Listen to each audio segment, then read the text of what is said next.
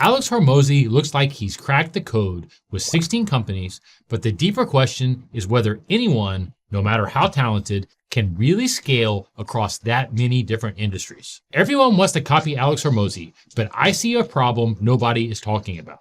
Alex Hormozi runs acquisition.com with 16 companies across software, services, e-commerce, and brick and mortar. He typically buys 20 to 40% equity and funnels deal flow through his content and info products, which brings in $10 to $20 million of cash flow annually. He's been called the king of info products. Much of his empire is built on selling systems and knowledge.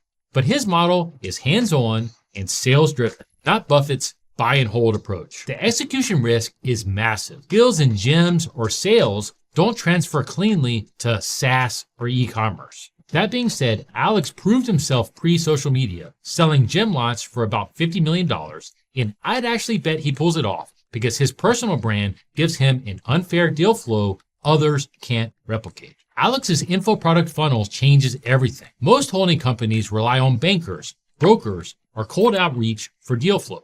Alex built a machine where entrepreneurs come to him because they've consumed his content or bought his courses, or maybe one of his books. That means two things. First, he gets to cherry pick from a huge inbound funnel, which lowers his customer acquisition cost for deals almost to zero. That's an advantage that 99% of business buyers don't have. Second, it ties the whole empire to his personal brand. If Alex is pumping out content, the machine works. But if he ever decides to slow down or the audience shifts, the deal flow could shrink. Now, I've seen places where Alex often compares himself to Warren Buffett, but here's the difference. Buffett typically buys majority stakes in private businesses or minority stakes in public companies, and then he stays famously hands-off. He wants strong managers in place and doesn't want to run the day-to-day. Remember, Warren's philosophy is he wants businesses that could be run by an idiot because he says one day it will be, and that's just the truth. The big lessons for entrepreneurs is this. Don't copy Hormozi's model blindly. You probably can't replicate his deal flow without his brand,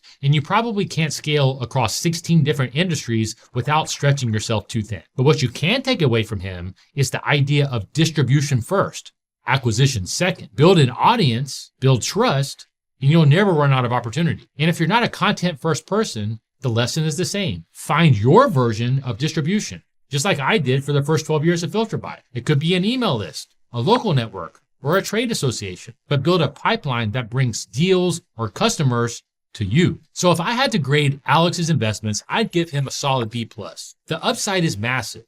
His personal unfair advantage is real, and he's one of the few who might actually pull it off. But his model is heavily personality driven, and the execution risk, more importantly in my opinion, is high. So if you're looking for a hater, you can leave now.